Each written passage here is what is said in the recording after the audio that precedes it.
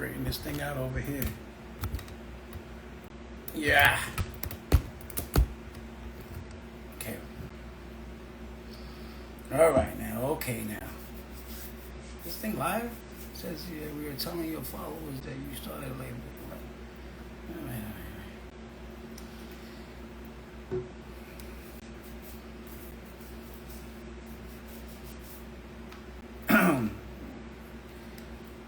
Good evening. About to start this next episode of this IG live series, Unpacking White Supremacy.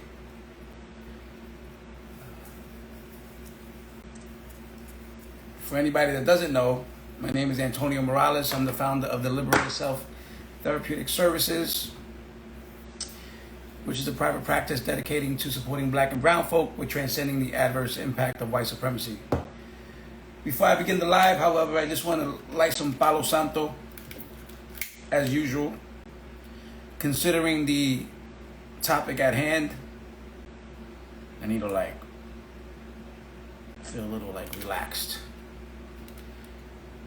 Especially because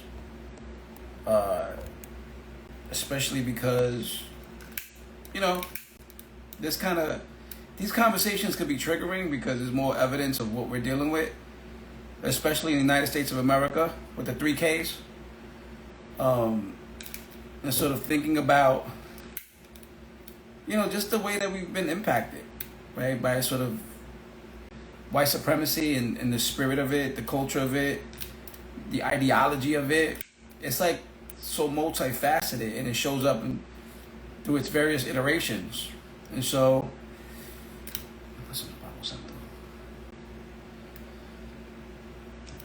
I got another special guest today. And I also understand that on Tuesdays, I realize that on Tuesday evenings, there's less people that watch the lives versus Thursday evenings.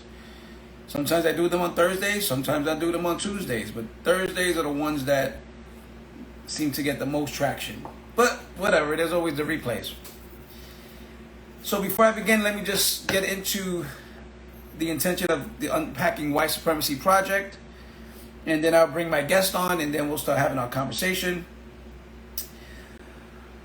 The intention of this project is to spread awareness about the complex, nuanced ways that white supremacy infiltrates our lives, exploring it through a sociological lens as we unpack its adverse impact and engage in a process of psychological liberation and healing through the sharing of our personal narratives and collective lived experience.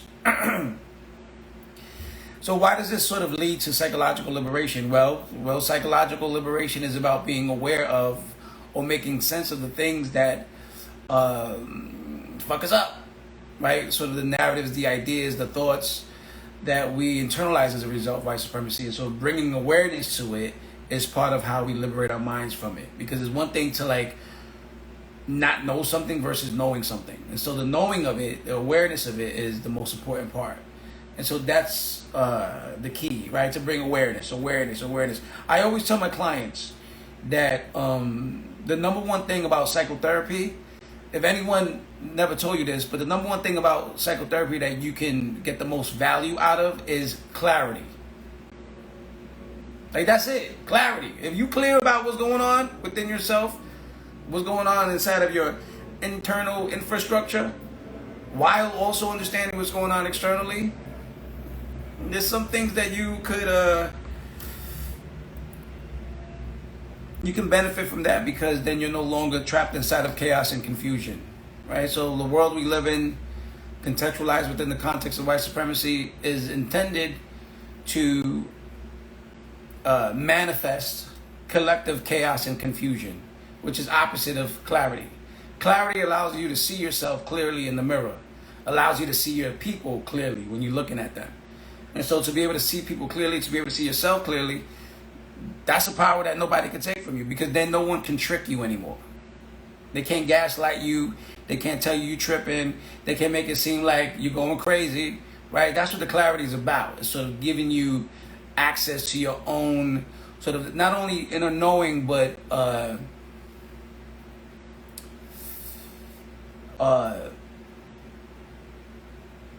it's not just like an inner knowing. It's also like a tapping into like your intrinsic powers. I can't explain it thoroughly right now, but you know what I'm saying. Anyway, so for more information on that project, you can go to the link tree in the bio, and you can go on the Unpacking White Supremacy and the projects, and you'll see the breakdown, the further breakdown of the Unpacking White Supremacy project. If you ever want to be a guest on the IG live series, you can DM me. That's it. So let me introduce my guest real quick, and I hope I'm not gonna mess up your name. I hope I don't mess it up. But my featured guest today is Omi Monet. I hope I said it right. AKA Omi the Creatrix, Omi the Dawn, Omi the Diva, Omster. And so Omi's gonna come on today and be our guest, and they're gonna talk about what it is that they've experienced with white supremacy. And I met Omi. I did say it right? I knew it. Okay, I didn't want to mess it up. I met Omi. Omi was a student at Rutgers University, and I remember Omi was part of various student organizations. And one of the things that stand out to me about Omi is Omi was always an activist and like engaged in community work and community building. And so I think this is a perfect guest to sort of come on to share about their lived experience with white supremacy. Without further ado, I'm going to bring you on now, Omi, so we can get this on and pop it. Let's see, where are you? Okay, I got to add. Hold on. Invite.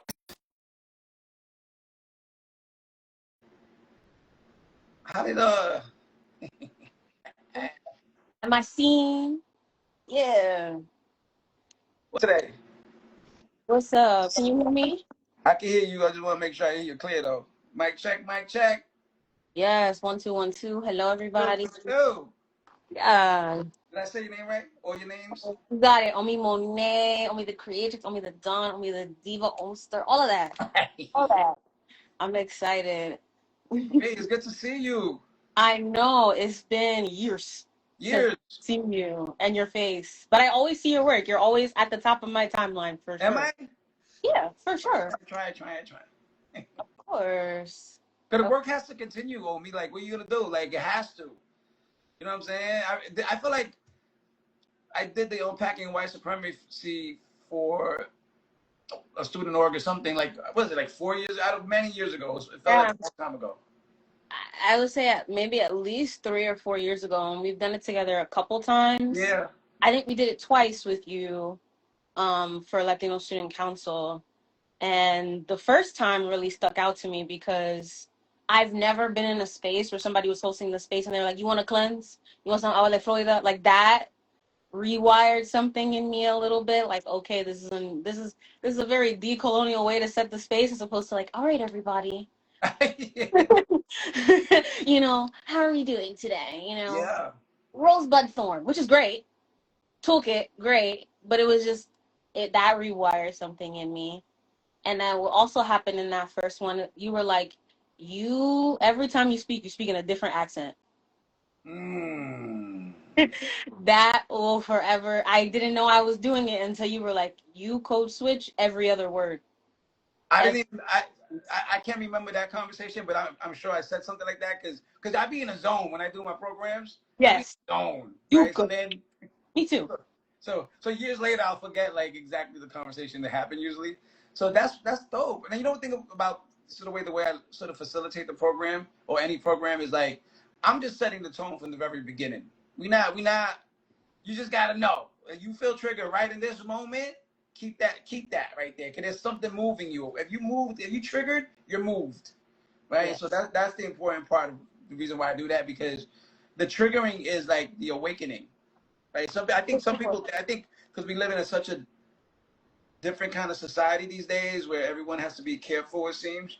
Like Yes. it doesn't allow us to do the work that needs to be done, because if white supremacy, got us fucking asleep. Like we but anyway, it's good seeing you. I know.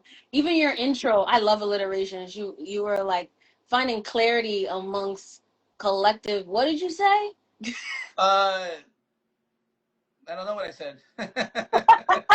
That's right there. You was in the zone. I was in a zone. I was in a zone. With Yeah, that, yeah. but finding the clarity under collective chaos, like that. Oh Even yeah. So what I was saying was, so white supremacy sort of facilitates chaos and confusion, yes, specifically when it comes to our psychology, right? And so what I was trying to explain within that first introduction was that when we have clarity, that's the opposite of the chaos and confusion. And the goal is not to have us clear, right? The goal is to keep us in chaos and confusion. That way, we won't be able to see ourselves clearly.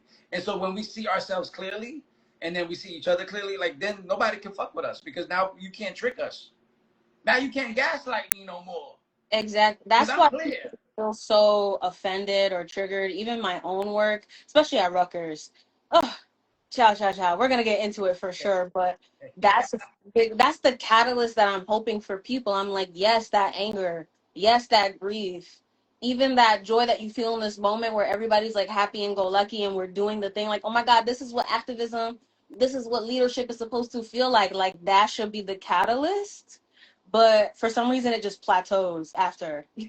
I know No, the reason. listen, We'll talk about the reason. I know the reason, it's the but space. It's the space. yeah. Okay, so before we get into all of that, I want you to formally introduce yourself and tell the people or the audience members or the people watching um, something about yourself that you think is important for them to know. Something. Well, hi everybody. My name is Omi. I'm gay as fuck, so I use they them pronouns, and I be cussing a lot, so prepare for that. Um, but something that I would love for people to know about me. Oh my gosh! Right now, I'm going through a transformation. Mm. Now, there's an incredible rebrand happening with my work and my art because that catalyst, that triggering, I was doing it for others, like Mm. creating 10,000 Latino students, holding space for, you know, for Black trauma survivors, holding space for the higher ed, administrators. Like doing all of that work was fulfilling and was necessary and gave me a toolkit. But part of my transformation is like, what is the art and the shit and the work that actually makes me happy, that feeds the inner child in me? Because I'm a theater kid. Like, that's really where I started out. And so I really want people to know that, like, I'm going to be talking almost in the past tense and in the present tense because I'm trying to see where they match, what needs to fall away, what needs to come with me. So I think that's what I want people to know about me is that there's some changes and things happening, but it's all for the better. It's all for the better. So you're actually in the midst of an evolutionary process, in other words? For sure, because my evolution as an artist, like I said, I started as a theater kid. Yeah. Was my life all throughout high school, but I knew I wanted to do more when COVID hit because Mm-hmm. girl, how you gonna be on stage and we on the Zoom? Mm-hmm. So being just the person that I am, I was like, all right, let's do, a virtual version of readings for Black theater writers who are feminists, like Black feminist Mm-hmm. theater writers. Who does that? You're Mm-hmm. 17. Mm-hmm. Let's do, I edited my first video, which was like a rendition of The Raven. So like something was there. I was like, I like doing this. Mm-hmm. Editing my school newspaper. And it was really just a platform for TPUSA, Turning Point USA up until that point when I joined. And I was like, that shit's not. Like the Turning Point USA? Yeah, we had a chapter at my high school. Like Turning Point USA with the Kirks of them all? Yes, they have high school chapter. They have college. That's so interesting. So you was like part of that? What'd you say? You said you was part of that? No, I was part of the school newspaper, but so many people who were a part of Turning Point were in the newspaper. Wow. Like, promoting their agenda. It was just like promoting their ideology. Like that's what the newspaper was. And I was never really able to publish my writing because I'm a gay, Black, et cetera, et cetera, et cetera, all these things. But I became an editor in chief, and I was like, we're going to switch it up. We're going to change things around. Like, Word. it's evolving. So my first article I wrote was like, everything has a pronoun. get with it. Like that was my first article. Like I remember even back then during COVID, not unknowingly, but not knowing the impact of writing about Palestine or at that time, writing about Congo at that time. And so I was there, and then coming into college, I was like, okay, let me keep this journalism thing going while doing the activism. And so while I'm on campus, literally transforming spaces to be more inclusive for Black people, for fat people, for disabled people, like that's a lot of power I have, and and I didn't used to speak this way that I'm speaking about it now. I was really, being humble, and it didn't serve me. So this is part of the transformation I'm talking about. Like, you better own that. You better own it. I'm saying, I'm like, I'm bringing in funding from the administration for events that have nenever happened before. Right. When it comes to bringing, all of these cultural organizations that never happened before, I did that. Right? Like it wasn't happening in the space at Rutgers at all. And at the same time, being a journalism student, being told, don't talk about certain social issues. I think my first article I wrote for my journalism program, I wrote about the Met Gala, and I wrote about Cara Delevingne wearing "Fuck the Patriarchy." That's trademarked by a fat queer Latina. And so, like, what does that mean as a white thin supermodel to be wearing that slogan and not crediting her? Ooh. And that's not news. That's not news. I just posted about it on my Instagram recently because I just graduated, I have a bachelor's. And this is all part of my transformation. So I'm like, okay, where do the journalism and the creating representations, and now I'm a documentarian because I make documentaries now. And now I'm on my way to like making, TV, not just film, but TV. Where does that go hand in hand with this work that I've been doing? But I can't hold up all these people. I've got to serve myself. I can't martyr myself in trying to change the world. I will crumble, and I did. And I did. I will always remember walking into an e-board meeting and tears, like active tears just coming down, and everybody's like, "You good?" And I'm like, "Yeah, I'm gonna host the coming 30 minutes late to a meeting, a 2-hour meeting, is diabolical, diabolical, diabolical." But I came and I hosted it, and nobody batted an eye. Why? Because everybody turned to me to have the solution. Everybody turned to me to shift the space, to host it, to be the one simultaneously educating about the systems while being impacted and oppressed by the same people I'm educating. Yes. Damn. So like I crumbled. And so the transformation now is like I cannot buckle under the pressure because my work's going to require pressure. My work is going to make people triggered. I have to be okay with that. I have to be okay with me uncovering parts of myself that I've hidden in this work. I think this is so great because I imagine at least that every person who stands for something, especially when it comes to like activist or social justice sort of conversations or movements, that they have to go through a similar sort of breakdown to sort of, because I think there is a thing that happens when you're sort of moving and sort of committed to like a community. Like I remember like when I first started doing my work back in the day, thinking about sort of psychological liberation and not knowing the language for it. I really put like my whole self into it, and when I sort of didn't get the sort of feedback that I wanted or expected, like stuff like that sort of made me question myself and feel like fucking shit on the inside. But it was what I had to deal with. That stuff had to come up in order for me to sort of grapple with what I had to grapple with, so that I can no longer sort of be driven by the ego, right? For lack of better terms. And for me, and I feel like as human beings, we all go through that as we develop and grow, especially when we're thinking about like liberation type work for our communities, that there's a part of us that has to be unattached eventually, so that then we can just do the work without the attachment part. And that's like me. Like when I think about like me doing my private practice, which is a larger project than other ones I've done, like I deal with a lot of like disappointment with like people that I've communicated with and connected with, like other professionals and colleagues who either ghost you or don't follow up with fucking emails, or you do this thing or that thing, and you schedule a program for them, and then they fucking never respond back, and I'm supposed to do a program this day. Like, however, I always say to myself that part of the work I'm doing is I have to be unattached. I just got to stay in the purpose and keep moving forward anyway. And so anyway, I love that you're sort of going through this sort of transition, because who knows what that's gonna mean for you in 5 years, right? Like, imagine how far you're gonna evolve in 5 years from now, or even 3 years, or even 2 years, or even 1 year, right? Like that.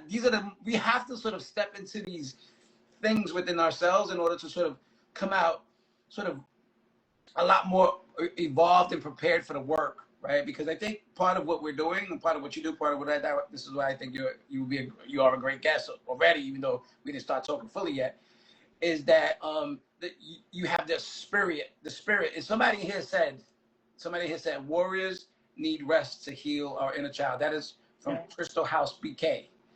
And so, yeah, like we need to sort of think about that work. And I think sort of being a warrior, right, or being somebody who's an advocate, that you have to have that sort of ancestral wisdom that you're tapped into in order to move the work forward, because we're not standing on our own, right? Like, we're standing on a whole bunch of shoulders. I mean, Oprah always says it when she says she goes in the room, she's like with 1,000 of her ancestors, or whatever way she says it. And it makes sense. You know what I'm saying? It makes sense, goddammit. Anyway, so with that being said, so I know, like, I asked you to introduce yourself and talk about something that you think people should know about you. But now I want to sort of bring it to the conversation around your peoples and where are you from. All right, this is like the icebreaker part, even though the first one could have been an icebreaker, but I always have the same debate with myself. So the icebreaker part is basically thinking about where are your people from, right? Name them, and then basically tell us one positive characteristic that you inherited from them. Speaking about ancestors, anyway, continue. No, yeah, I'm from a little bit of everywhere. Obviously, I'm black as fuck, but I'm from a little bit everywhere. My dad's side. My dad is Haitian, and so he's not with us anymore. But I still have my grandma and my aunts, and my mom. Growing up, she was like, "I chose Haitian godparents for you, so you knew who you were." She's like, my mom's not Haitian. My mom's from the South, and we'll get to my mom's heritage. But my dad is from Haiti. They're from Prince, and my grandma tells me all the time about, she lived in Haiti, but she had to go to school in DR. She had to go to the doctor in DR because they're so close to the border. So, like, there's a lot of culturally Dominican and Haitian things that happen Yes. there, as if there's a difference, like it's the same fucking island, but coloniality breaks it up, and Yeah. we start seeing that even though we had the same colonizers in the first place. Uh, you know and so that's the Haitian Dominican side, and the greatest thing I got about them is that activist warrior spirit. We are the only free black nation to ever do it. We are the original Latina people. We've freed everybody. Like, I feel that when I do this work. Like, and it's not even to place. No, I'm gonna place all of that power in myself and in my ancestors, of that resilience, of that power to be just the change makers of the world. Like, that's truly where that comes from for me. Because even in my own family, all of my family in their own way is their own activists across the board with the things that they do. Because that's why I call myself a homegrown activist, because I didn't learn this shit in school. I learned it from my grandmas, the way they fed people, the way they housed people. I learned it from my mom. My mom's family is from the South, so she's Gullah Geechee, and we're Blackfoot as well. And we're not Blackfoot in the way that, like, people from the middle of the United States are. It's because we're part of enslaved Africans and the indigenous people there. So they were just like, we're going to call y'all Blackfoot because it's racist as fuck. But we just took it. We just took it anyway. And the funny thing is that the Gullah Geechee part and the indigenous part, like, I can name that, but they're one thing to me. They're one, like, they go hand in hand. I think that's just how it's always existed in my family. I think the one thing that I love that I got from them is my great sense of spirituality. That's where I first tapped in. Like, I'm still tapping into my Haitian spirituality, but connected to hoodoo. I'm more connected to the root work, the herb, especially herbalism. Not root work isn't my bag. It's really the herbalism and Mm-hmm. and my voice. My voice is always being powerful, and I'm learning to be more conscious of that and the things that I say to Uh-huh. myself and Yup. where it comes from in my body. Because Mm-hmm. when you have a platform like me and you're a person like me, you could just go and Mm-hmm. do things. But I think the great thing that my family has taught me is my spirituality, is my discernment, is the way that you can use your power to care for everyone across the board. But also Yes. from the city. We're all from the city. I'm here in Jersey right now. I was born in Jersey, so there's a little bit of New Yorkian things happening with the way that I talk and the way that I move. New You Yorkian. know, New Yorkian little. I never heard a New Yorker be called a New Yorker. All right. Well, Okay. that's, my generation just makes it funny that way. Like, oh, you mad at like New Jersey, and like that's really, that's also part of it too. Of like having, and that my folks from the city taught me the survival. I think, like even to this, I think people try to differentiate like, and there's a bad, or there's a way to be mindful of moving in survival, right? Depending on where it comes from. But I think being in the city, living and coming from the city, coming from Jersey, coming from New York, my family here has really taught me to just keep your eyes open. Mm-hmm. Like, don't be fooled, Mm-hmm. because trauma, the confusion, the collective confusion will have you fucking fooled. You gotta keep your eyes open. You gotta see, look where you're walking, look where you're going. Like, I'm so like in the best way ditzy and like, yeah, I love to be whimsical and miss things But you and know like, what's so interesting about what you're saying though? Like, even with all of that being said, like, you're tapped in, yeah, right? And I my think body that, knows, but huh? my body knows, but I'd be somewhere else. Yeah, but ultimately, like, you're tapped in, and so, um, even if you're not, like, even if you're distracted, like, there's a tapped inness that I think, because I feel the same way as well. Like when I think about like my ancestors, and how I sort of, um, was introduced to my own spiritual practices, Mm-hmm. right? I always felt like, I just felt like there was, when I would walk, right? Because I grew up in New York, and so I used to walk a lot, and because I didn't have to drive, because I didn't need to drive, I would walk from Brooklyn to fucking Manhattan all the time over the Brooklyn Bridge. That was my thing. That's I, crazy. I always did that. Like that's all I did. And so sometimes I would get a push, Mm-hmm. like a physical push, right? While I'm walking, like I'm like, what the fuck? But I felt like it was an ancestor pushing me to wait, come back. Like if I checked out for 2 seconds, I got distracted. Like I would get a push, and it would be like, it's not like a wind. It's like a physical push that I Yes. stumble. You know what I'm Yeah. saying? And so, and I think that has to do with the tapped inness that I've always had. And I feel like you're sort of saying the same thing. As far as like when you think about your own ancestry, or especially with your Haitian roots, thinking about like the warrior spirit that first of all, Haitians ain't no joke. They the ones that started all of these revolutionary revolutions, right? Especially when it comes to this side of the Western Hemisphere, right?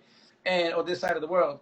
And I, where I live, I'm surrounded by Haitians, and I feel so, and I love it, right? Because I feel like I'm supposed to be surrounded by Haitians. Why not? Like this is where I'm supposed to be, because it makes sense for like the work that I do, right? Like I'm surrounded by my own lineage. When I think about my people of African descent from the island of Borinquen, I think about like where we come from and what does that mean, right? And it's interesting because I identify as Afro Boricua, which is basically honoring the ancestral my ancestors from Africa, as well as the Taino, and they feel very they feel blended to me.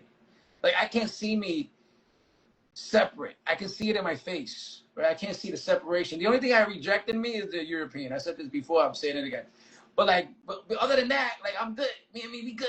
But anyway, it's great that you was able to like tap into that and stay tapped in, because I think that's the part that sort of moves your work, is like that sort of whatever that is, right? That ancestral wisdom that you're sort of showing up with, that's coming into your work, because specifically Haitians ain't no joke when it comes to revolutionary stuff. And thinking about, look, there's a book. There's a book. There is a book. I There always are want to bring. I don't know why I always want to bring books to the live, but there's a book. What are you gonna say? Talk. I thought about bringing a book too. I was like, damn, I have my book here. Yo, but look. God damn it. I think you look. So you know Michelle Alexander? Hmm. You know the new Jim Crow? Yeah. So Michelle Alexander wrote the new Jim Crow. Okay.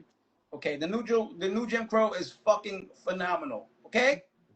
However, her sister named Leslie Alexander wrote a book called Fear of a Black Republic. Woo! Haiti and the Birth of Black Internationalism in the United States. Okay? Mm-hmm. Now, I'm just saying, I didn't read the book though. But I have it because I'm gonna read the book. But the reason why I bought this book is because when that moron Trump was talking shit about the Haitians, then I got offended. Like, you know what? You going after the Haitians for a reason, so I got to figure out what's happening. Because you know the white supremacists, they target the most powerful of us. Oh, of course. You know what I'm saying? And so I said I got to learn about the Haitian history, or the history of Haiti. Anyway, so now that we got your little icebreaker going, when we think about white supremacy, which is obviously the focus of today's conversation, how would you, in your own words, define or describe it? And yes, Crystal House, we do have to stay grounded. Yes. I'm feeling your vibe, Crystal House. No, you're here. I'm glad you're here with us. You locked in. Crystal House is locked in.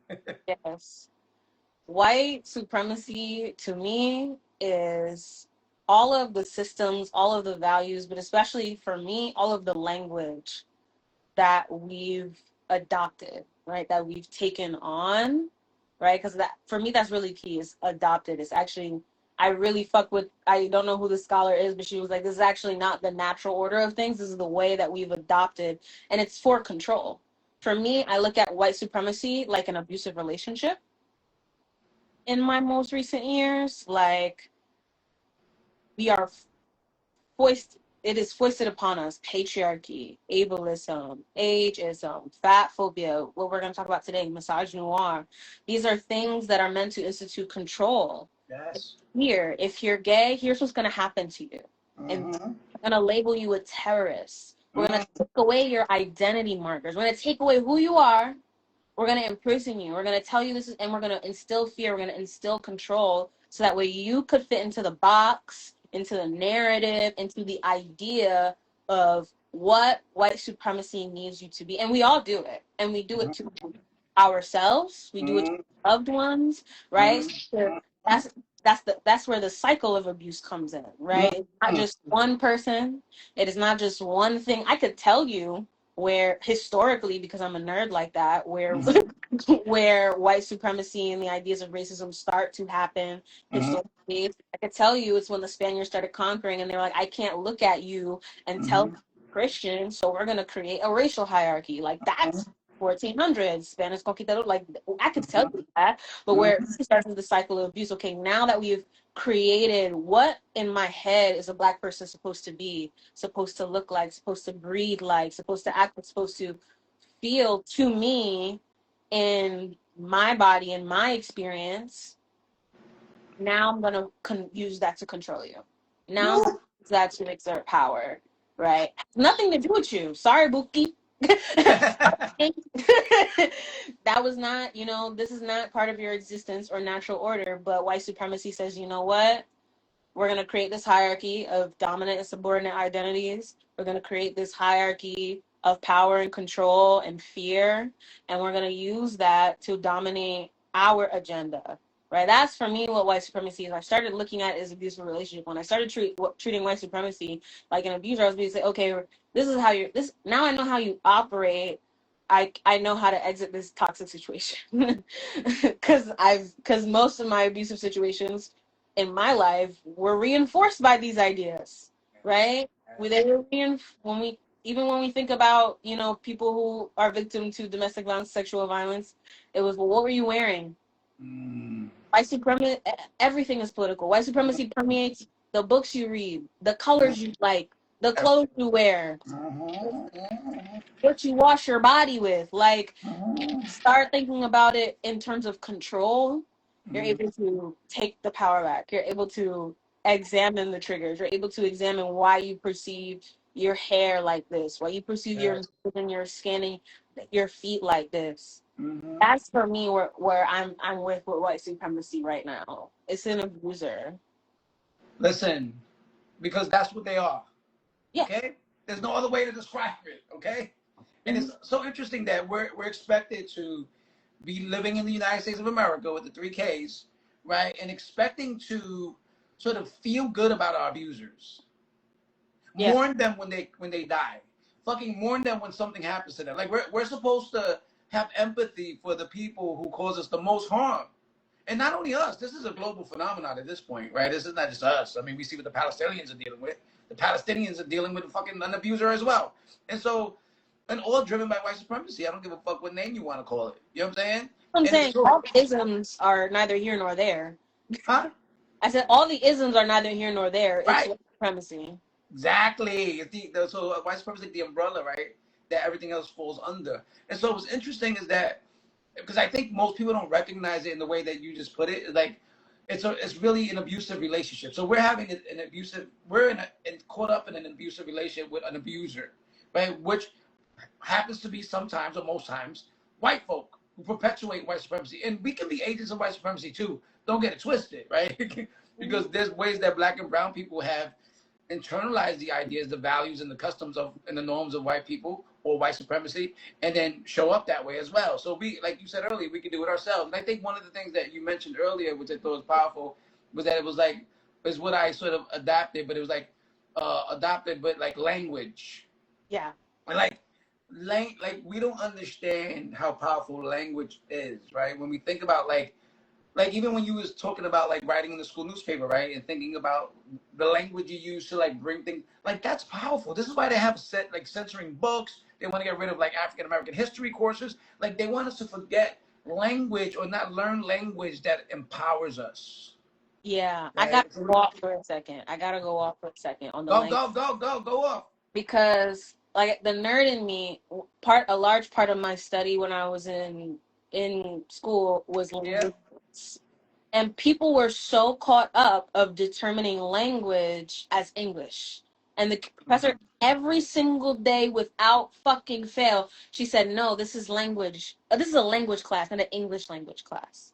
This is a language class, not an English language class. Every Wow. day without fail, because when we perceive our language, we think, you know, in sentence structure, we have our subject, mom, our verb, right? Yeah. Mom did, Yeah. and then, our object did this thing.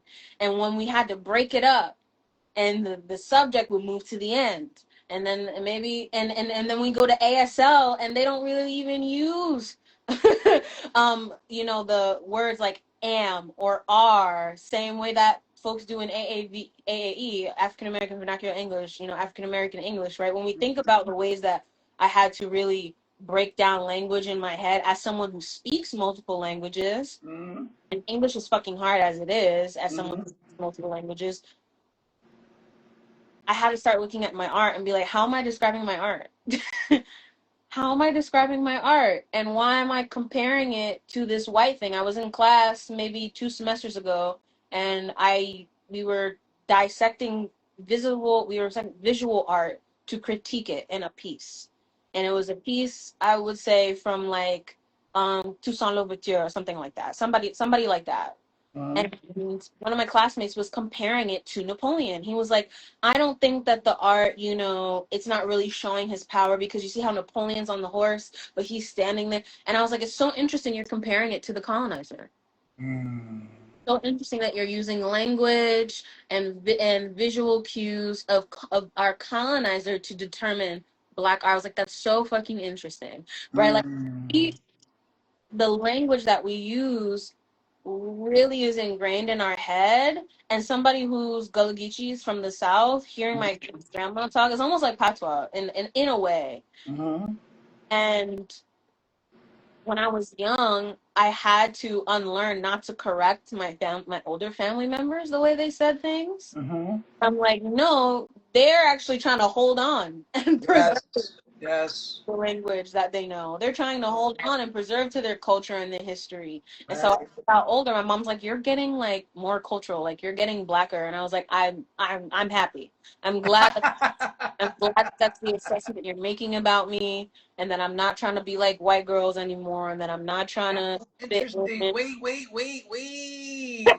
So, like, wait. 'Cause that's so interesting. Like, your mom said that you're getting blacker.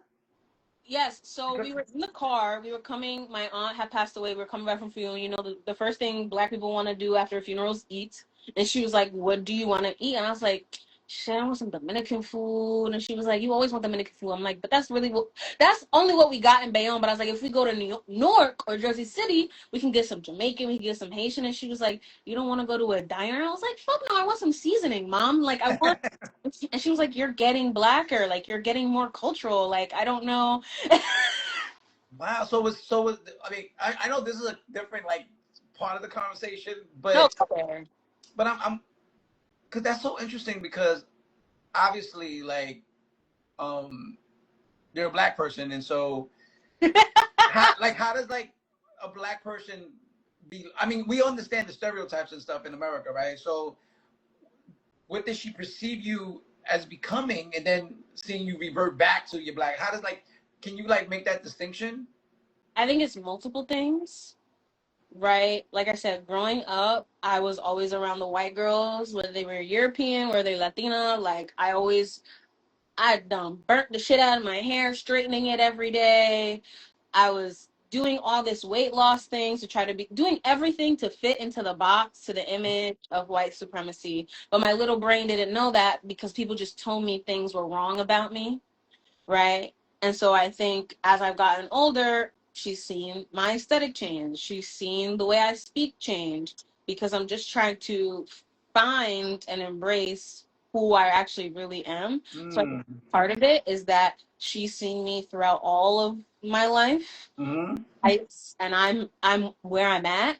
And so I think that's one part of it. The other part of it is that I'm queer and I'm trans. And when you are queer and trans, your blackness is stripped away in a lot of ways. Mm. And even when you're an artistic person, Mm-hmm. and I come from a military family. I come from a healthcare, science, military family. And Mm-hmm. originally they were, you want to go to school for theater? You want to go to school for journalism? How are you going to get paid? Even though my family watches TV every day, we consume all this media, consume all this art every day in and day out. They couldn't understand that. So I think it's like these are things that we don't perceive about blackness. Is how can you be like artsy and weird and quirky and gay and whimsical and all this other shit, but still be like 10 toes down? I'm a nigga. Like what Yes. going? And that confuses people who don't meet me, people who do, Right. or people who know me but don't see all of me. And Yeah. so I think for my mom, it's like it's I wrote a piece about it that I'm about to release. It's specifically about anti-fat infrastructure, but one of the things I say in the piece is that my mom taught me how to shrink because she had to for survival. Okay. Mm. So let's see what happens because my guest got lost. So I restarted the live to see if my guest now. Hello. Well, I don't know what happened. I don't know. I thought it was you. I didn't know it was me. I thought it was you. I didn't think it was me. I don't know. It was like, thanks for the live.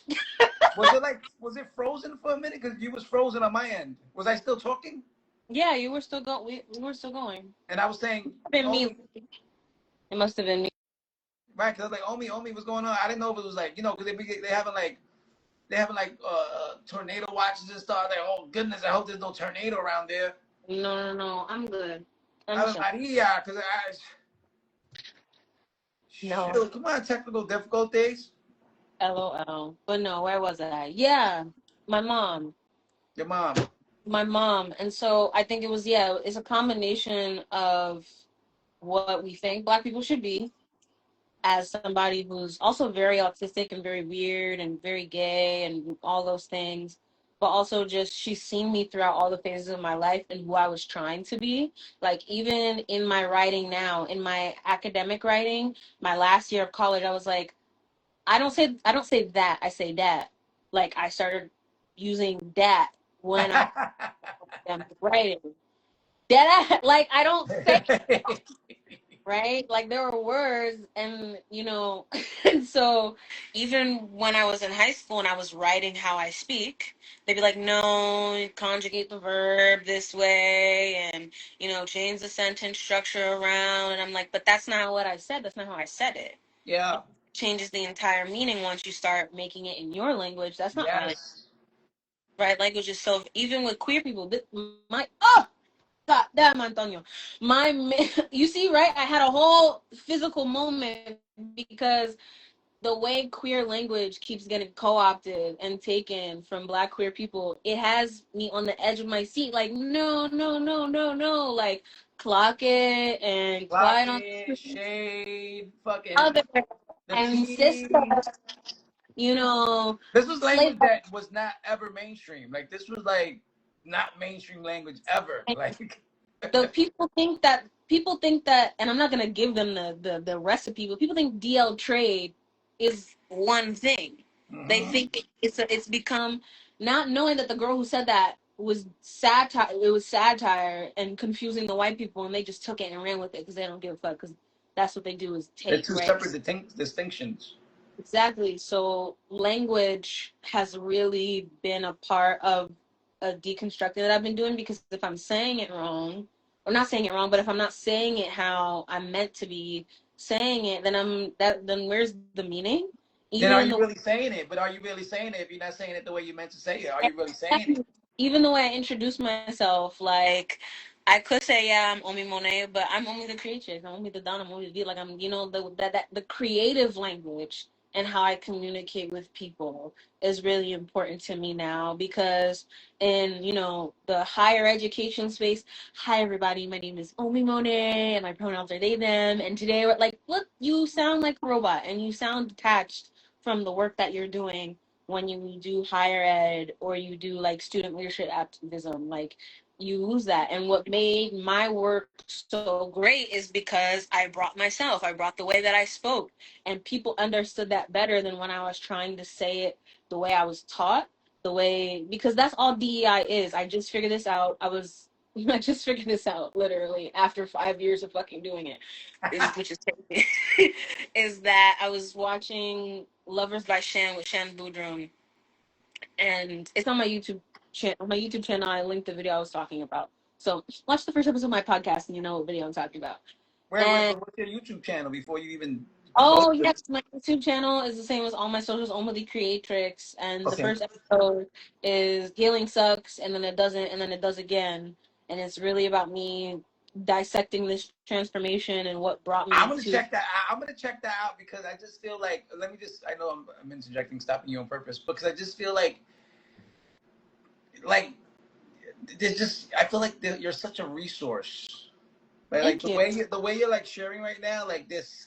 And I mean, we could go in any direction. I mean, obviously we have an agenda. However, but like we can literally go in any direction and like have this conversation that is like that can bring awareness, further insight, right? Like this way you're like, I'm just, I can keep listening to what you're saying because I think the way you're sort of breaking shit apart, it's just there's something interesting about how you're delivering that, right? It just feels very compelling. That's So I'm just that's saying, that's part of my magic. That's why yeah. niggas should hire me, really, is because I'm a walking encyclopedia of this shit. Because I people talk about don't create more than you consume. No, just consume the right shit and you'll be fine. Um, you know, that's really my take. Is you don't have to create more than consume. Just consume the right shit and you'll be fine. Know how to like know what's a proper source, and do you know first, second, primary, secondary, tertiary sources? Do you know how to look at who wrote it? Do you know when they're lying to you? Do you know when it's propaganda? Like you need to know these things. Most people don't know that. Exactly. And because I'm a What are you talking about?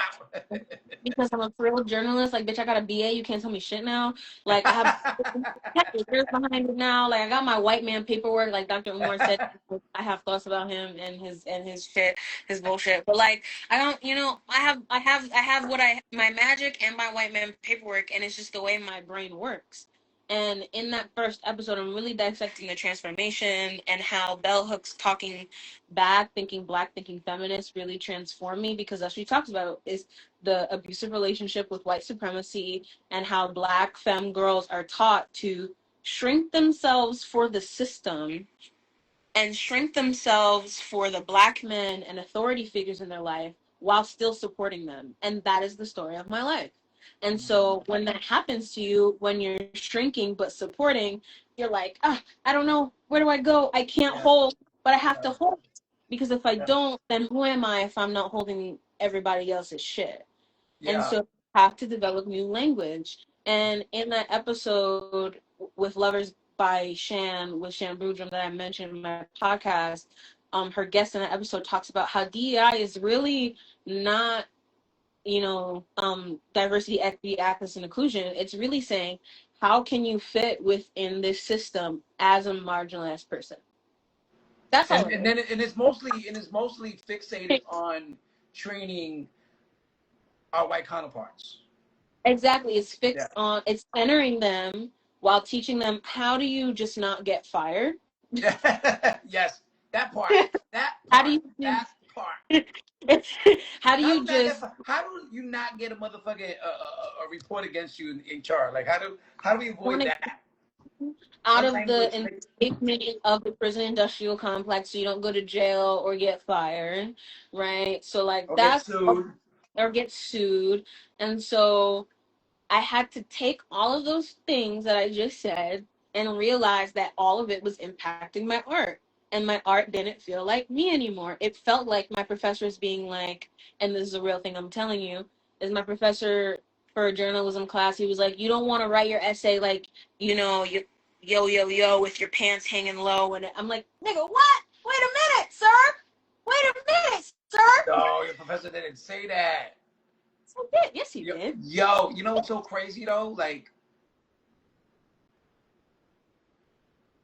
so there's a class that I teach called uh, anti-racism and social work practice, and one of the things the students get throughout the semester, at least they learn towards the end of semester, right? Once it starts kicking in, is that, and these are students like black and brown students when I was teaching at Lehman, and one of the things that they get as a result of that particular course is that they're being trained to be like white social workers, even though they're not white.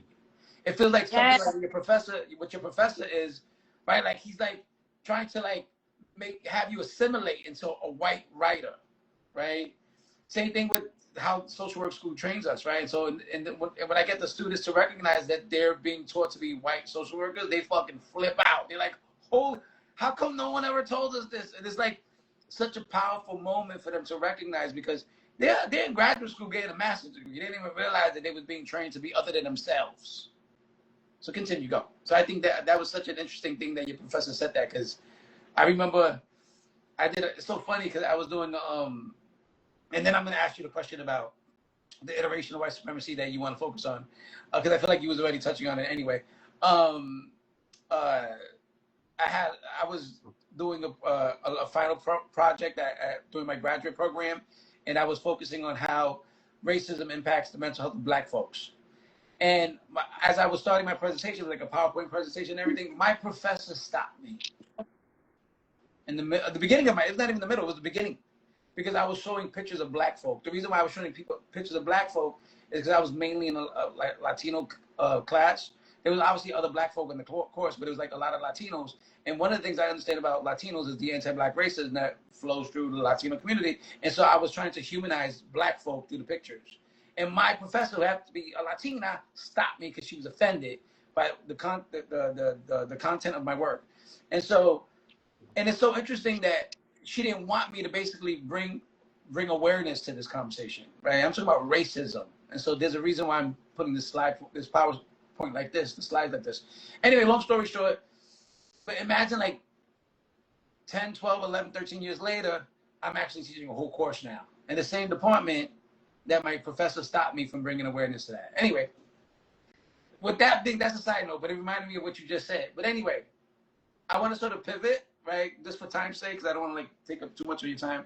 I want to go into the iteration of white supremacy that you would like to share about that impacted your life, because I think I really want to get to that, because I know you were talking about being a black femme, so I want to get into you bringing that conversation forward so that we can not only hear about how that has impacted you, but then think about ways, or have you share about the ways that you've overcome that. Yeah, I wanted to discuss misogynoir. It was coined by journalist, by scholar, by artist Moya Bailey.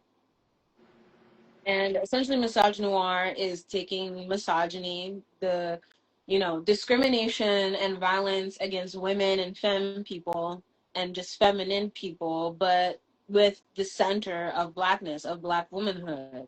And not just the discrimination of black womanhood, but all of the systems connected to that: ableism, anti-fatness, ageism, right, sexualization, taking all of the right, all the things that we said that fall under white supremacy. What is this doing to black women and femmes? What is this doing to us? And I'm going to connect it to the last idea we had of like what really made me choose this is because I've always come with that lens. I just didn't have the language. I've always come with that lens of I'm a black femme person first and foremost. Even in my queerness, I know what the fuck I look like. I know what I look like, and I know how the world perceives me, and I know Mm-hmm. how it's socialized, and how, like I said before, the ways that my mom taught me how to navigate this world comes from black womanhood, and a very unique brand of it being Southern black womanhood and Mm-hmm. Caribbean. Mm-hmm.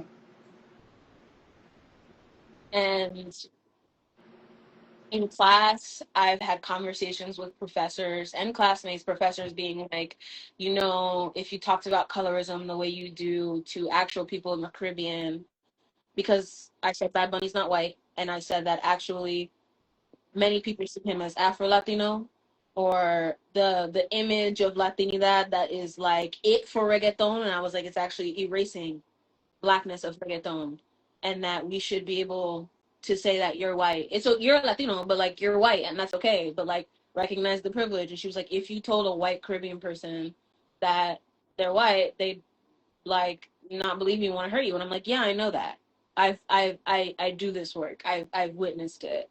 I've experienced people in white queer spaces like, no, yeah, your experience is like so interesting, and it's just so interesting how like, and what is it like, blackness, like like you're black, like, wow, it's so interesting that like your race matters to you, like dead ass, like verbatim, like I'm not even kidding. And even in my own family structures, like having to, like I said, being Caribbean and being Southern, the expectations that I was brought up to be a wife and a mother. I remember at 14, I was like, you clean and cook so well. I'm so happy you're going to be a wife. And I was like, well, one, I don't want to be a wife, but if I'm going to be a wife, it's going to be with a woman. Uh-huh. So Uh-huh. probably I killed your dream there. All of it, I when I heard the word misogynoir for the first time from my professor Rashida Young, I believe she's still adjunct at Rutgers, and it was an entire research course about dissecting the ways that women of color are perceived in media. That was her whole course. That was everything we did. It was everything we did. And it was the first junior year that I really got to dive deep into misogynoir, and that I got into Moya Bailey's work, that I got into Bell Hook's work, and really just got to know her as a professor, and really had to sit with myself and be like, okay, these systems are impacting me. I don't have language. I don't know what I'm doing. And at this time, I was in my abusive relationship, and she was like, you're not okay. And I just need you to figure out what's not okay, because you can't learn. And she was like, I see you doing work, and I see you trying to be here. And she was like, and I was where you are. And she's like, I'm telling you this out of love. You're going to fail my class. Wow. He was like, I'm telling you this because I see myself and I see all the work that you're trying to do, and I see that there's something else happening. You don't have to tell me, but you're going to fail my class, but I need you to figure out what it is, because if you don't figure out what it is, you're not going to be able to graduate. And she was the first person to tell me that honestly. And it was the first time I actually had to sit with, like, we talk, like, all the shit that I've said is really an abstract. Like, but I really had to sit with, like, okay, how is this, like, coming up in me, how, in my body, in my spirit, in the way that I carry myself, like, all of these experiences that I've had in class, in my activism work, in my job, in my personal life, in my family life. Misogyny has permeated every one of these experiences, even if they're attached to some iteration of white supremacy. Right, And I right, want right. to, because it's something that I'm, like I said, it's part of the transformation. I'm still working through it. I'm still finding language. I'm still deciding, but it was really important for me to bring it to this platform because Black women and femmes aren't talked about enough in this work, even though we're the ones carrying it. The Me Too movement, okay, started by a Black woman. The Black Lives Matter started by 2 Black women. Our disability rights activists, most of them are Black women. Like, a lot of this work is fronted by us. But even in my own experience, I'm just now getting paid, and I've been doing this work seriously for like 8 years before I even got to college. I'm just now recognizing, like, I deserve to be, like, paid, and I deserve to take rest, and I deserve to say no, and to say fuck you. um and I, like, these are things that Black women and femmes are not taught because they result in our subjugation and our violence. And part of me sitting with that is like, all right, how do I get out of this situation? But also, I'm gonna, like, this is my life's work. This is a part of me, and giving it up completely, or at least pausing it, I had to figure out how to stop and put this down, actually. Like, the activism shit. Like, I figured out how to, you know, figure out who was I without doing the work, as they say. Right? That's not something that Black women and femmes are taught, because we're always doing it, because we're always carrying. Right? I think that's why I compare white supremacy to an abusive relationship, because you're scared to offend, and you're scared to rock the boat, but you are the one building it and sustaining it. I'm beating the metaphor like a dead horse, but No, I bringing new get it. I metaphor. get it. But I wanted to bring this particular iteration because it's somehow understudied, not somehow, strategically understudied and Strategically. strategically understudied, underfunded. And I know this because, like I said, I'm developing a TV show. I do documentaries, and being deep in it, like you were saying before, like, people don't call you back. You have to get in people's faces. You have to pitch yourself and prove, even though the proof is in the work, nigga, sign the check and watch it happen. Like, stop. I'm laughing, but that's where I am now. Is like, because when you're in the bubble of Rutgers or just any higher ed institution, you're in that bubble, and you're in the way that system works amongst Right. white, and you get used to that. But then there's the real world. And now that I'm trying to build something for myself, and build something that's way bigger and honestly way fucking better, even though that shit was revolutionary as fuck, way fucking better, and that's actually within my heart, I totally resonate with you. You said, like, oh my God, it's disappointing how much people don't care about, specifically misogynoir, but still want to benefit from it, but still want to be tapped into the culture, but still want to clog it. Clock But you it. still want to clog it though. But you want to protect the dolls, but you don't want to pay the dolls. mm, But you don't want to get the dolls housing. mm, You don't want to name the dolls abusers. mm, yeah. You don't want to do that though. You want to protect the dolls. So that, I'm gonna leave it there. But the thing about that's a I think the conversations around the dolls, I think, is so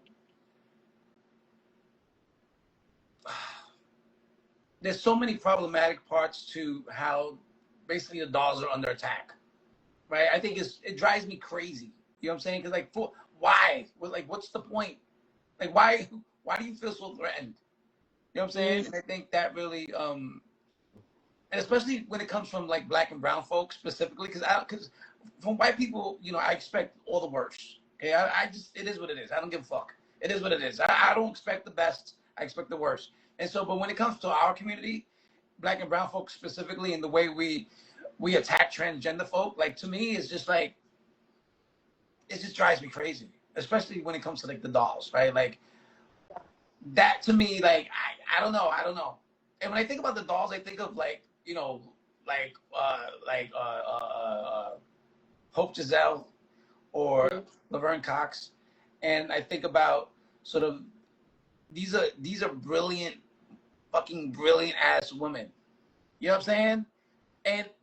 And there's something about the way they sort of speak and sort of the sort of awareness and the insight that they bring to conversations that I feel like is really underestimated. Like it's really underestimated. Like I'm like I just feel like you just shut up and listen. And they know what the fuck they're talking about, but yet they're so under attack all the time, which drives me Well, I crazy. have an answer for you. Huh? I have an answer for you because I've done the research Go, and I've go. Somebody answer. Somebody answer. so I'm gonna I'm gonna take you somewhere, but we're gonna get back. I did one of my very first podcasts I did for when I was in school was with a friend, May. It's also in my link tree. We were talking about hookup culture and why people love to U-Haul and get together so quickly. But for me, it transpired into my capstone of figuring out why the fuck do we always want Black trans women to die in our media? Why is Mm. the narrative? Why is violence and death the end all be all in our Oh society Lord. and in our media?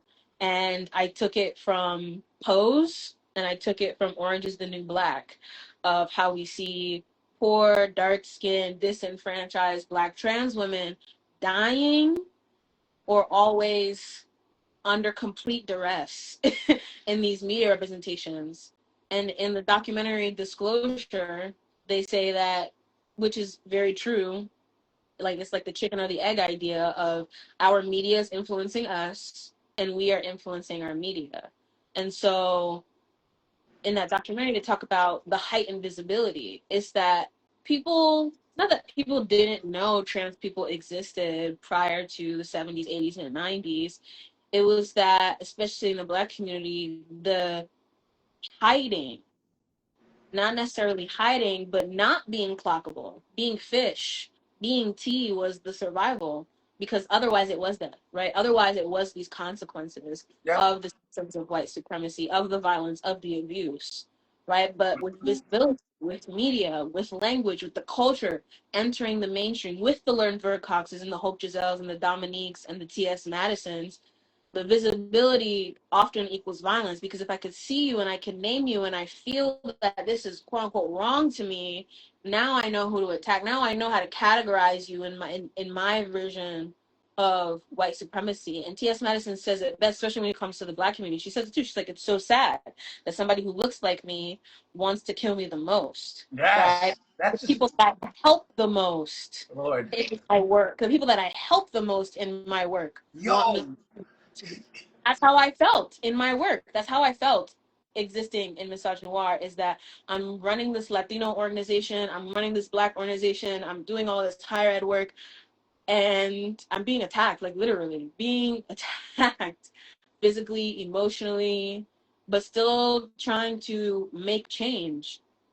And so the answer I have for you is that like it feels fucked up because it is, but more so, oftentimes the visibility and the representations that are created in mainstream media, people don't realize is that, and the statistic has increased, but the last time I looked at it is over 91% of television producers are white men, and then it trickles down to everybody else. And if so, the people who are sustaining the vision of white supremacy are creating these representations, we actually can't see the ways that Black trans women are so pivotal to our society and have shaped our movement. Because if all we see is the violence, that if we only teach the how to treat Black trans women and Black women and femmes through violence, through abuse, if that's the narrative that keeps being perpetuated and regurgitated and crossed over these systems, but we can't see joy, if we can't see grief, if we can't see the wholeness Yes, the of whole.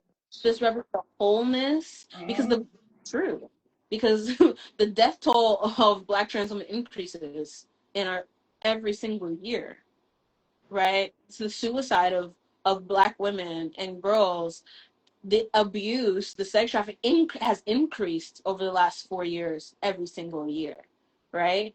That's why the Me Too movement in our Names Network, all of these things are so incredibly important, because it's getting worse for us, but our labor is still pivotal to these movements. Yeah. Tisma about it in her podcast Outlaws, in Fag Talk with Craig that she does. She's like, I'm supporting a community, an uplifting community, and uplifting these people, and I have to keep doing it because who else is going to do it like me and say it in the way like me? Right? She was like, we can't compare her the way Laverne and her do it. She's like, because Laverne does it in her way and reaches who she needs to be. She's like, I reach who I need to reach. Right. Right? Mhm. I'm doing what I need to do. And so if we keep seeing more of the whole representations of of Black women, of Black trans women, then we'll be able to start to conceive something. But like, if all we know is violence, if visibility equals violence and vice versa, then we're gonna hit a wall every single time. It's like, but it repeats the cycle, right, of violence through, because I think what happens is if we accept it, like we see now, right, what's happening in the United States of America, like migrants being hunted down in the streets now, like there's an acceptance, but it started with Black folk anyway, right? Like, so there's like this acceptance. Yeah. Of course, Black and brown people, of course you can attack them and kill them in the streets and nothing will happen to anyone. But now, like the state sanctioning of it all, like none of these ICE agents are getting into trouble. It's like normalizing the sort of violence, right? When you think about violence against Black and brown people, violence against trans women, like it's like the normalizing of it sort of makes it acceptable, right? And so I think that's an important part. Now, going back to your experience with misogynoir, I want you to sort of, you could sort of be specific about sort of the adverse impact that it's had specifically in your mental health, and then if you can talk about how you were able to overcome that or how you're working through that. Well, yeah, I'll talk about specifically. It really came to a head for me in my abusive relationship. I was with a trans Latino man, and for I didn't realize, when you're in the trauma, you don't realize a lot of the things because you're just trying to cover the blows, literally, um, literally and emotionally. But he would always say, he was like, "You're actually smart," and I'd be like, "Nigga, what?" What Nigga, do you what? what do you think? Mean by that? He'd be like, no, I just saw who you were. But he was like, because I was in a meeting, I was in an E-board meeting and I was talking. He was like, no, like you're actually smart. Like, I was like, oh, because you saw me as like a poor little Black femme and Wow. being super depressed. You thought I didn't know my shit. You didn't know who I was. And I remember one time he started bawling. He's like, you don't know what it feels like to be, no, he didn't say oppressed, but he was essentially like crying because he's like, you don't know what it feels. I was like, nigga, I'm Black and gay and queer. He was like, no, but you don't know what it's like to be Latino and Mexican and all these things and have to deal with machismo. And I'm like, I'm on the receiving end of it more than you. And as a matter of fact, this you're perpetuating right now. You're doing it right now, right? Like that, along with probably being raped every single time we had sex, and just being controlled, and all of these things, and having to be the emotional brunt. Like I just honestly became a ghost of myself. Mm. I think I Like you were just like, was in so bed. you were like beside yourself in some ways, like sort of disconnected from the self. Yeah, I felt sometimes I was either empty or just watching myself move a lot of the time. Because if I was too present, then I would really be listening and really be experiencing and really taking, not knowing that I was taking it in anyway, Right, but that right. was the mechanism. of like, let me just hide, especially after I left him. I probably stayed in my bed solid, like, I'm not shitting you, didn't eat, didn't move for 2 weeks. And even now, when I get really quite depressed, or, all my other, because, even before this, a bitch was in therapy going through shit. Even before this, I was in therapy working through things with my depression, my anxiety, my autism. So it was like, this is just compiled on top of it. So it impacted the way that I move through the world. I became an entirely different person. And like the person that you met 3 years ago, I don't know. That bitch died. That Mm. bitch died. And that bitch died. I can't lie. And the way it impacted me is like I said, my hygiene, the way I was not present with myself. Like even before this, I was like, all right, I'm gonna take a shower. I'm gonna listen to music. I'm gonna move my body. I'm gonna like have ritual. I need a ritual to remind myself I'm here, and to remind myself that I'm breathing. And because I remember one time my mom very recently rushed me to do something, and I was like, I don't even remember doing it. I was like, I love you, but you cannot do that again, because I don't even remember doing it, because I was not in my body. I could not tell you even right now I know what she asked me to do. I don't remember doing it. Wow. So what you're saying is, so let me see if I can sort of summarize this in the most simplistic way. So in some ways, as a result of this relationship, which is just which is a microcosm of the macro, right? Yeah. You're saying there was like it's almost like because of the relationship, it sort of forced you to disconnect from the self. Was that what you're saying? Like a disconnect? Yes, because I think the thing that people don't realize when you're in an abusive relationship, they're molding you into Yeah. who they want you to be. Yeah. And I have to Like it's like remind, a form of oppression. Like being with an abuser is a yeah, form of oppression. and like, even, but even on the simplest level, like I had to remember what my favorite color was. Things like that. What's my Like because you favorite? lost yourself in essence. Yeah, like what's my favorite color? What do I like to eat? Yeah. What do I Like like to like eat? like a lack of Very remembering. seriously now, like making decisions, that's why the transformation is really important to me, because even like I said, if we go to the micro level, if we go outward, while I'm doing this, I'm still in my e-word. I didn't stop. I You didn't still stop. so you're still doing your same I, work and the same stuff. still doing it.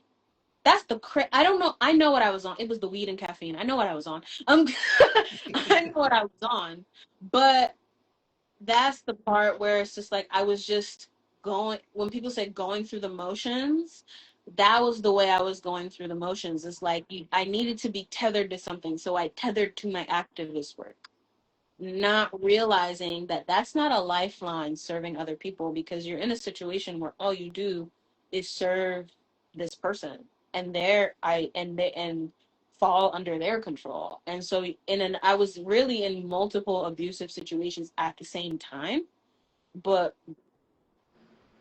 what really took me out of my body is and I've experienced childhood sexual assault, but like it's not it's I don't know, at least for me, having to be there in that moment and completely just go out of it so that Yeah. way you let it happen. Like disassociate. Yeah, yeah, thank you for the word. You have to just Yeah. endure it. Mm-hmm.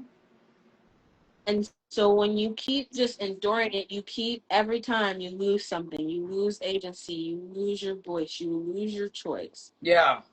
And so, yeah, you don't remember when you need to eat. You don't remember when you need to sleep. You don't remember when you need to, build ritual or tap into the different parts of yourself.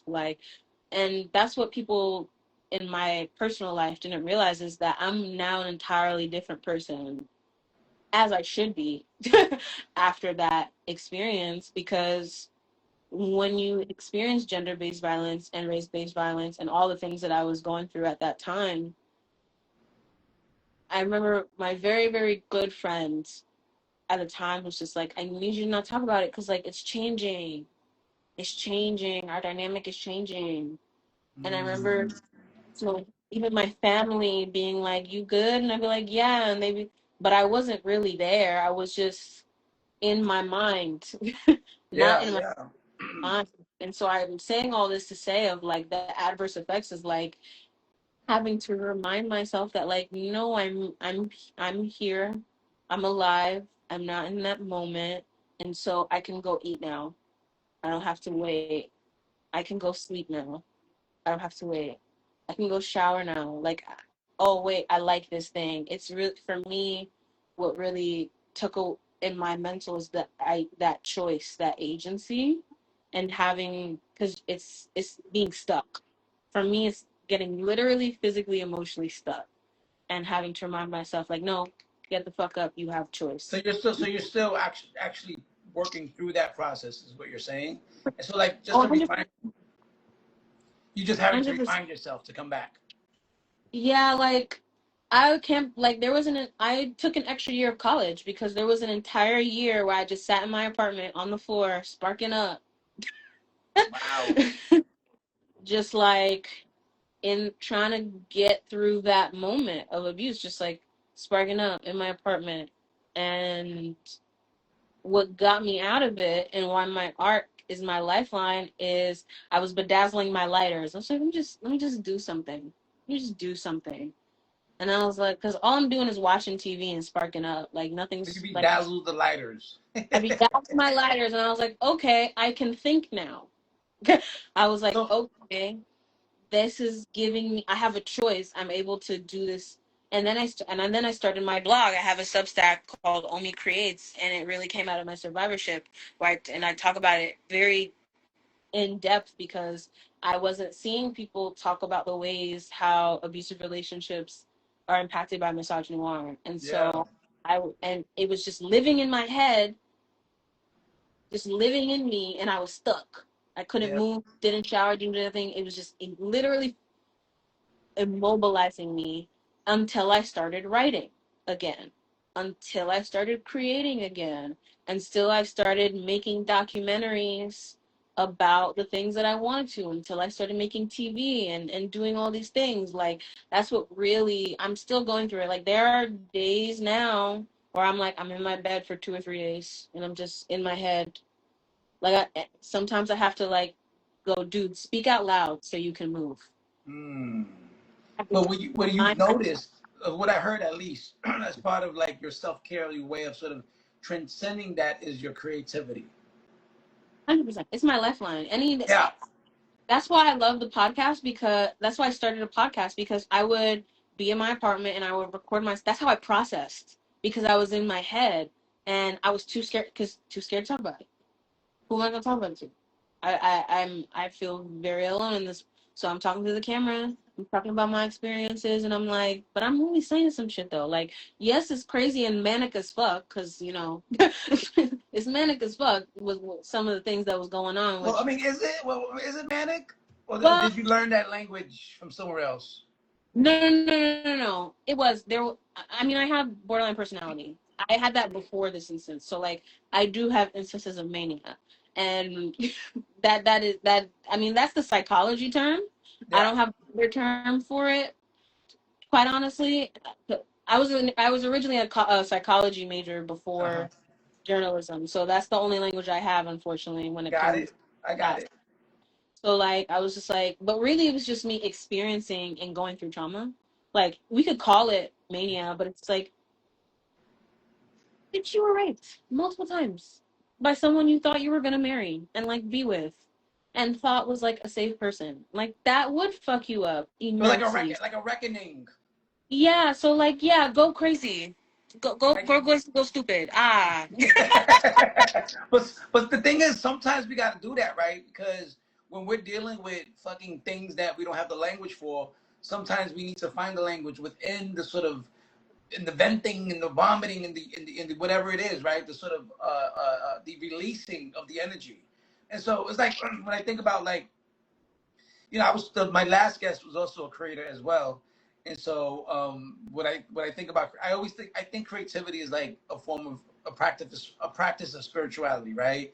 Like, to be creative, you must be tapped in to the source energy. And I think I think we oftentimes don't recognize how creativity is one of the most important medicines that we have, right? And thinking about, if you think about, like, an indigenous language, thinking about, like, is writing medicine, right? Is storytelling medicine, right? Is sort of using language in a way that expresses who we are medicine, and I think it all is, right? I think all of it is, and I think and it sounds like what you do is tap into your own medicine, even if sometimes it might sort of be expressed in a way that you might sort of describe as mania or manic, right? Like maybe that's necessary, right, for us to like sort of let it erupt. Because I think when you think about it, when you don't have the language to describe your lived experience, which most of us don't have until we then find out what that language is, right? It's like crazy motherfucking making. Right? And that's energy that we're storing in our body that we're not releasing. And I think, and part of what part of what is powerful about language is, in the first place, as human beings, we are already storytellers in our minds, right? We come up with things and ideas based on our lived experiences that can either harm us or lift us up, right? And so, um, uh, and even though we're coming up with these stories in our minds, we still don't have the language. And so then when we find the language or we don't find the language and we try to figure out the language, it looks deranged. And I remember when I was going through my evolutionary process, I was like I was like around 26, 27, and I was going through my evolutionary process, and which is many years ago. That was like 20 years ago. And what happened was, I would just break apart in front of my cousins and stuff, and they had no fucking idea what the fuck I was going through, right? Meanwhile, it was like an exorcism happening because I was going through this process of basically finding myself while healing, right? And not even being able to express it, except in my journals, right? But even in my journals, I sometimes found that hard to express. But like, just I would just have a breakdown in front of them, and it would be like I'll just be listening to like Mary J. Blige and start crying. And they're like, "Why are you crying though? We supposed to be getting lit. We all smoking weed, and you crying." I'm like, "Yeah, I'm having a moment." No, yeah. I mean, that moment was probably the most spiritual that I've been tapped into my spirituality. And I appreciate you like not necessarily checking me, but like acknowledging like, is it mania or is it something else? Because spiritually, that's what voodoo is. That's what voodoo is that you use your gifts, you use your creativity to connect ancestrally. And so when as I'm literally the main thing in my Western therapy, in my like, talk therapy that I was doing, when she was telling me, she was like, what I couldn't get over, I was like, this is my life now. Like, this is it. This moment, these moments of abuse that I was in is it for me. I couldn't get over it. Like that I was gonna have anything else to be. Not just fill my time with or experience to be. This is all who I am. Because you were still in it. You were still in it. Broken person. Yeah. That's all I could see myself. But it wasn't until tapping creatively and spiritually where it was like the ancestors weren't like they weren't just in my ear, because normally they're in my ear and I'm like, girl, but they were inside of me, moving through me during this time. And even though it's close practice, I'll share as much as I can of like, as they're moving through me, it's just like visceral, like almost like primal crying and shit like that, like, or just the way that I talk about abuse. Even so I started the first Black trauma healing space at Rutgers, just doing shit because I needed the space, because I went to one thing hosted by a white lady and I was like, she don't know shit about my experience of blackness and queerness. She was doing great work, but I was like, she's not understanding the layer of misogynoir that comes when you're in an abusive relationship. Like, it was just like there was no connection. And so I needed the space. So I built it. And That's again, right. just doing shit Yeah. because I needed it. But all I had was the spiritual tools. Yeah. Like, yes, I had my activist toolkit that helped create a framework, but it came from our spirituality. It Right. came from things that I knew. It came from the creativity. The space was an art. somatic space. And so Mm-hmm. it's when you put pen to paper, what Mm-hmm. is going, how does it move through your body? When you create the collage, how does it move through your body? When you're doing that, Yes. when you're doing Ifa, when you're moving your body and Mm-hmm. creativity and it moves through you, what are you taking in? What are you releasing? What are you sharing with people? Like, these are the things that I had to figure out because I was not in my body. I was not here. I was in the most way I can describe it, was a walking ghost. So if I'm not here, how do I, as you know, as the people say, come back to myself? Yeah. How do I remind myself that the systems around me are not my life? Like, that's what being in the type of activist, DI activist work, that's what will happen to you, is you will think the systems oppressing you are your life. When you're in an abusive relationship, and you will think that the violence in your life is who you are. Ooh. You will think that's who you are. Wait, I think. That's, Wait. Stop right there. I'm gonna stop. Say that again. That last part. Of Because I course, feel when like. you experience violence, when you experience abuse, when you experience oppression, when you are in it, you will think that's who you are. I think that's who you are, and Mhm. I think that's such a powerful reminder. And I know I don't even know what time is it. Can you just give? But I just want to say that's just such a powerful reminder. Right? But I think, uh, and I think that's it. I think that's the message, right? When I think about like this whole conversation that we had today, Mhm. um, that last part that you just said, I think is important not only for you to understand, because I know you do understand it because you said it, you put it out there, but for other people who are dealing with similar things to understand. Yeah. With that, with that being said, I just need a time check. Can you give me a time check? 8:39. Okay, so we're way over time, and I just wanted to thank you for like coming on and being vulnerable and having this conversation and sharing your experience. I really appreciate it. It was pretty dope. I like vibing with you. It was like a vibe. Like I I feel like there's thank so much you. insight that you bring to the conversation. Um, and yeah, I would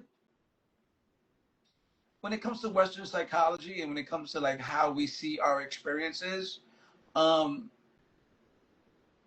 as Black and Brown people, sort of being oppressed by the same systems that we seek support from, I think we have to question everything. Uh, so any last words that you want to say before we're gonna end the live, and then I just want any last words, and then thank you everyone who was here for moments and then kept going, and people who commented. Big shout out to Crystal House BK who like engaged the most. Um, any last words, homie? Yes, thank you so much for having me. I'm always the person interviewing and doing, but it's really nice and it's part of the manifesting. I've been like I talk to myself to manifest. Like I said, my voice is powerful, and so this is like feels like for me for the first step of like people want to hear the things that I have to say. People want to know the things that I'm doing, and the people can do that by yes connecting with me on social media. I'm Omi the Creatrix on Instagram, on YouTube, on Substack, right? I'm always talking about these systems and the way that they impact me personally. But really, right now, I'm developing a TV show. So if you're a producer, if you got some money, or or if you're a producer and you got some money, or if you're an actor or somebody, hit me up because it's gonna be great. And I'm really, really thankful for the work that you're doing. Like I feel I was nervous but excited. I think it's just the actor in me. Like you want to feel like you shit your pants before you go on stage, but like once you're on there, you're good. You good? You but good? I appreciate you the way that you held what I had to say today. Yeah. Thank you so much, Omi. I appreciate you joining us. And everyone else, have a great night, and I'll speak to you all soon. Peace out and take care of yourselves. Power and love to the people.